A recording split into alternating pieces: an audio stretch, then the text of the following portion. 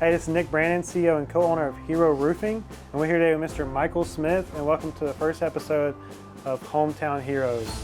So, Mr. Michael, I want to interview you because you told me your story a couple of years ago, and I kind of wanted to dive into it a little bit, and wanted to hear from you kind of what your background is, and I know you're retired now and what you did prior.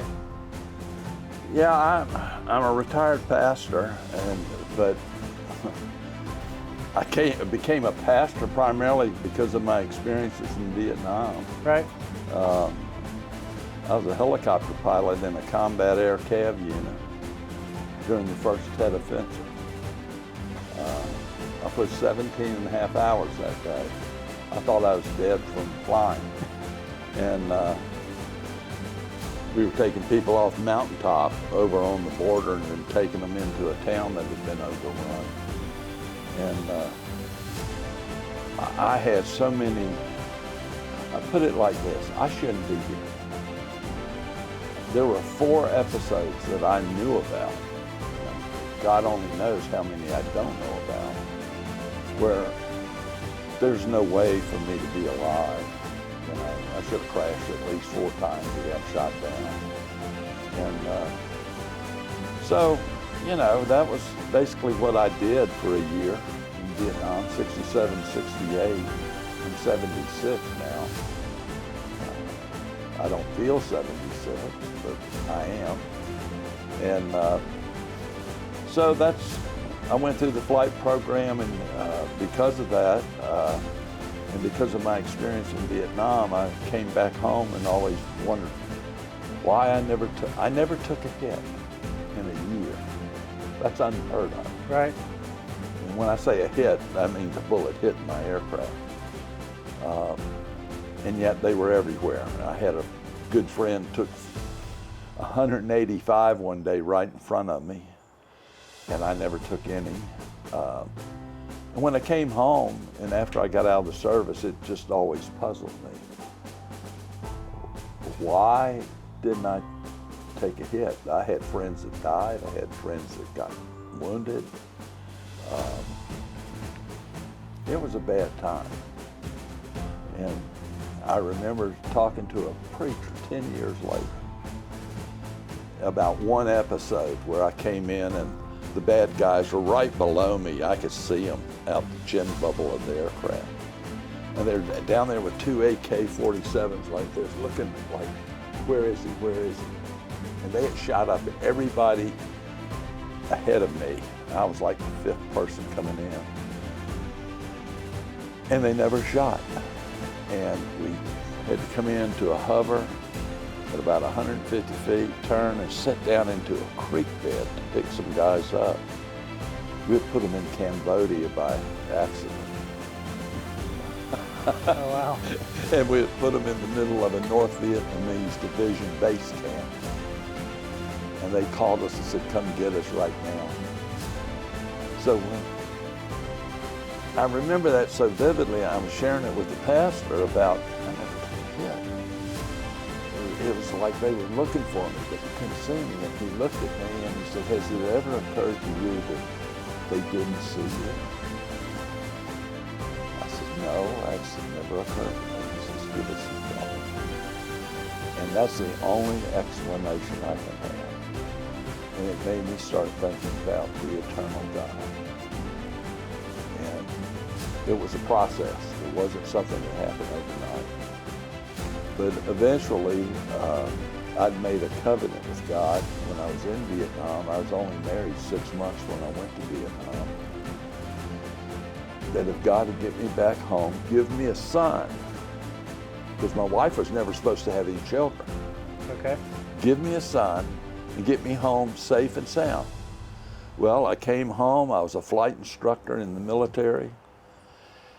And lo and behold, 21 days before I got out of the Army, Scott was born. And that just haunted me. Like, that's what I prayed for. I did it every single day. And that's what happened, and I was ignoring it. And so that led me into going back to college, finishing my degree, And from there, I went to seminary in Princeton, New Jersey, and went into full-time ministry. So how long were you a minister for? 38 years. Wow. So what age were you when you retired? 73. 73? So I've only been retired 3 years. you enjoying it? Oh yeah,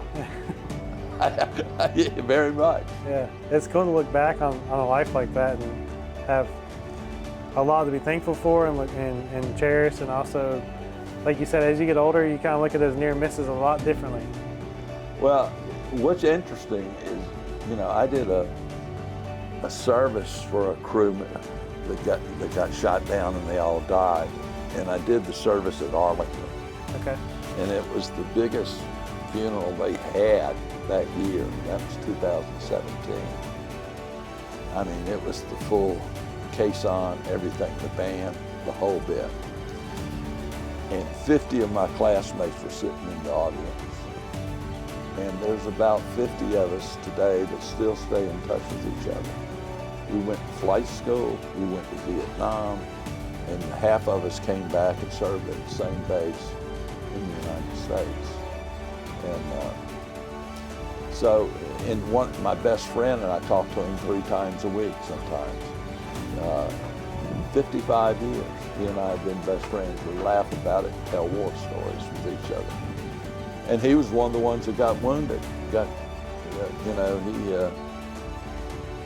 We were in hairy places. I mean, Right. It wasn't what we called ash and trash missions, Yeah. which would just go over here and pick up somebody and fly back. No, it was combat assault all the time.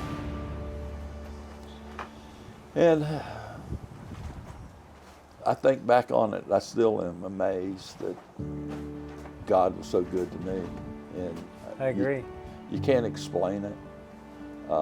When I did that funeral in Washington, there were 50 guys out there, most of them had been shot up. And I told them it wasn't your time. Yeah. Well, God clearly had a bigger picture for you. And I didn't know it at the time, but today I look back and say, He had my life planned out before I even started. Yeah. You know, and so I ended up doing what I was supposed to do, even though it's not what I wanted to do. Right. It was what I was supposed to do. I tell people, I was a pastor for 38 years. I liked it. I did hopefully a very good job. My churches all grew, but it's not what I wanted to do, the human side of me. Because prior, when I first came out of the military, I went back to college. And then my wife got sick and I had to quit. So I had 2 years. And I was a district manager, living here in the Atlanta area, in charge of 4 states for a big consumer products company. And that was what I wanted to do, to go up in the management of a big corporation.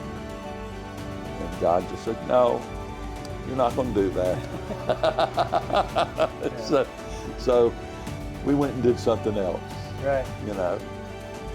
I think that's how, He wants it. He's got a plan for everyone. I never pictured myself being a roofer either. I had different plans as well, and I think I'm right where I need to be. But I think it's an amazing story, and I appreciate you sharing it with us.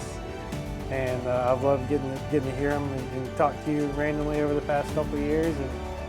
And a lot of people probably say it, and I think we can thank our veterans enough, but I don't think we can say it, but I don't think we can ever thank them enough really for what they've done and what they went through. Well, it's for the average person who's never been in that situation or been in a war, you can't conceive of it. I was about to say, it's imaginable, really. You can't put yourself in that situation, and no footage will do justice.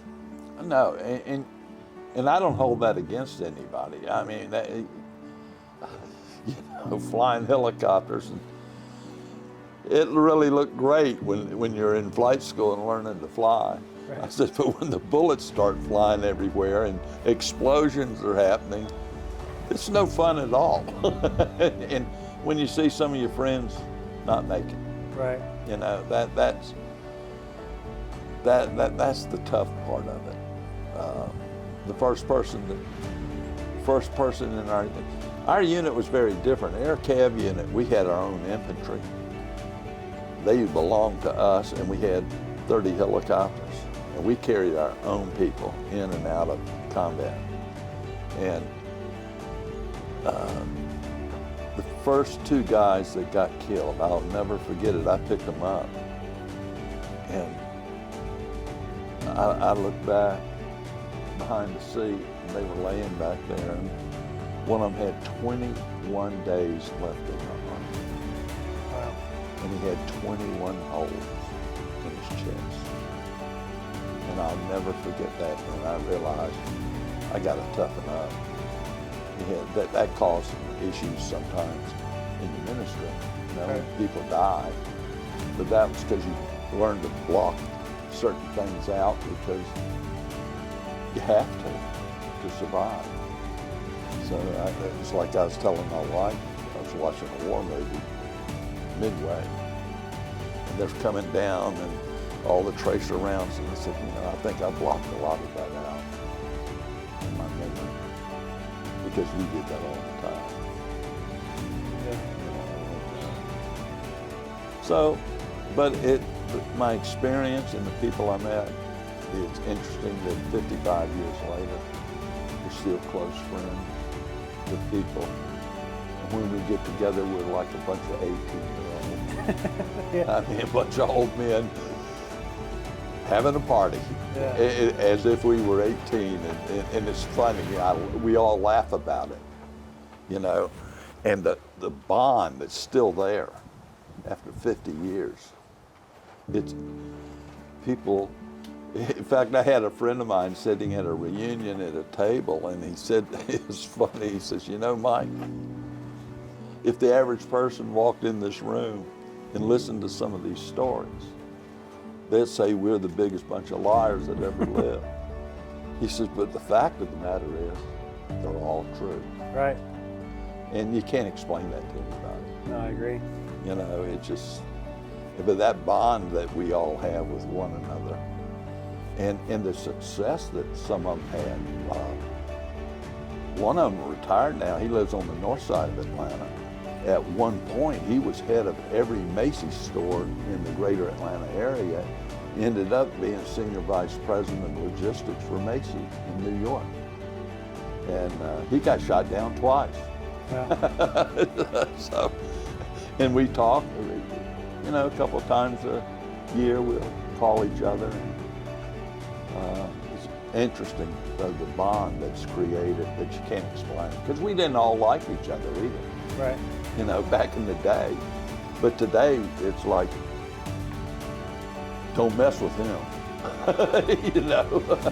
Creates a strong bond for sure. Yeah, the bond is just there. And you can't explain it to anybody. We can't explain it to ourselves either. But it's always been there. Well, I love it, and I appreciate you sharing the story with us. And again, thank you, Mr. Michael, for your service. And we're glad you were a client of ours, and we got to get to know you a good bit.